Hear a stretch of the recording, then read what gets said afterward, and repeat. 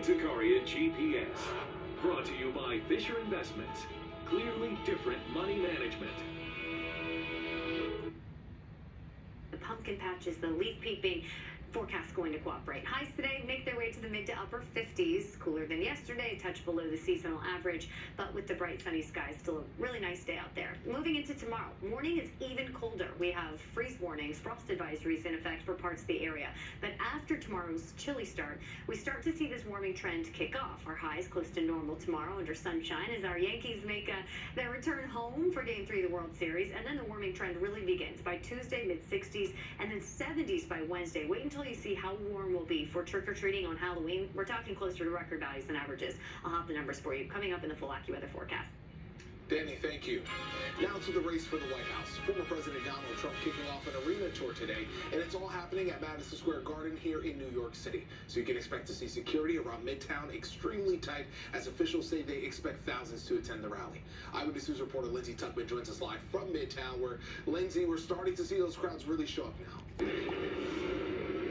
Yeah, Pedro, the sun came up and the crowds came out. That is certainly the case here today. We're just over a week until Election Day.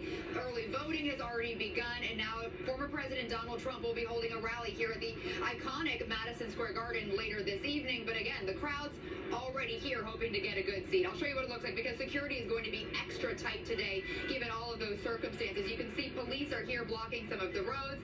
There are many people already in line up against the police barricades. They came really early because it is a first-come, first-served seating situation. The event did require people to pre-book tickets. Around 19,000 were available, which is the capacity of Madison Square Garden. But the folks that we spoke with here today really want to make sure that they get a good spot. Now, Trump is making the stop in New York, despite the fact that the city is a Democratic stronghold.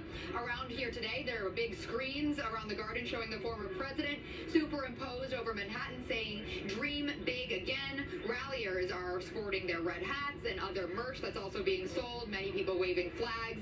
Now, MSG does have its own security, but Secret Service as well as NYPD will be out in full force to protect the former president, as well as the rally attendants and New Yorkers in the surrounding area. Also, because of the nature of the political environment, police are expecting counter-protests, but they say they have designated areas and are prepared for that. We spoke with some of those rally-goers about their thoughts on this high-profile event. I feel very safe. I also went to the Bronx rally. I always felt very safe there as well. Everything is calm. We're hyped up to be here, and that's it. We're supporting the greatest president ever. I think it's iconic. I think it's incredible that he can bring out this crowd after they try taking him down. This is going to be one of the most iconic events that there is. And, I mean, it's MSG. And I grew up here. I grew up in New York. You know, going to the Garden. Now, officials do say if you're not attending the rally or don't have to go to Penn Station or Moynihan Train Hall or work around here, try to avoid coming to Midtown. As I mentioned, there are all of these police barricades. Many roads are closed off both to pedestrians and to vehicles. So certainly don't come if you don't have to be here. Subways will be running as an option as well, though. The doors open at 10 a.m. for those people to file in. The pre-program starts at 2 p.m. and Donald Trump takes the stage at 5 p.m. Live in Midtown, Lindsay Tuckman, Channel 7 Eyewitness News. Early voting is underway. Lindsay, thank you.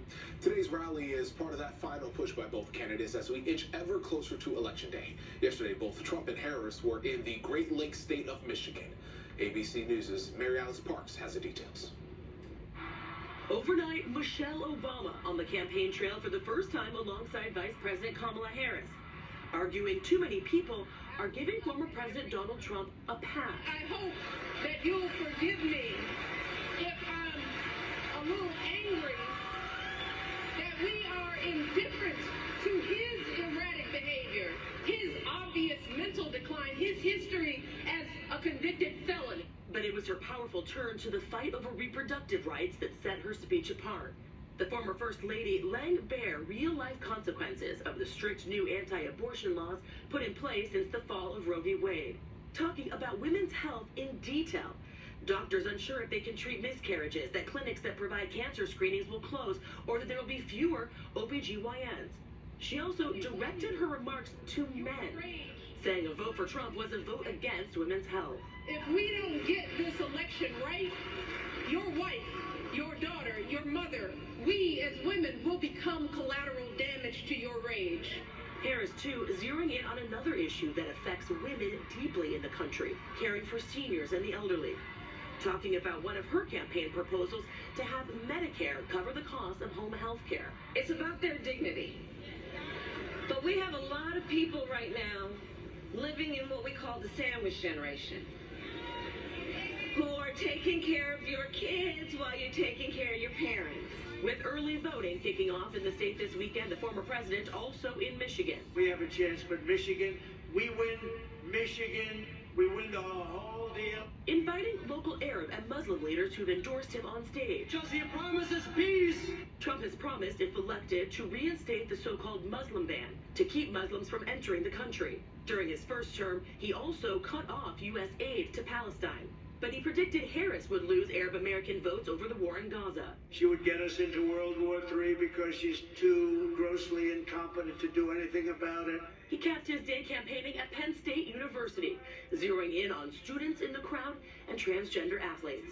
Our country really has gone bad. It's gone bad. It's so sad. When you look at the things we're doing, that we even have to say, like, men playing in women's sports, I don't think so. In Washington, Mary Alice Parks, Channel 7 Eyewitness News. More than 140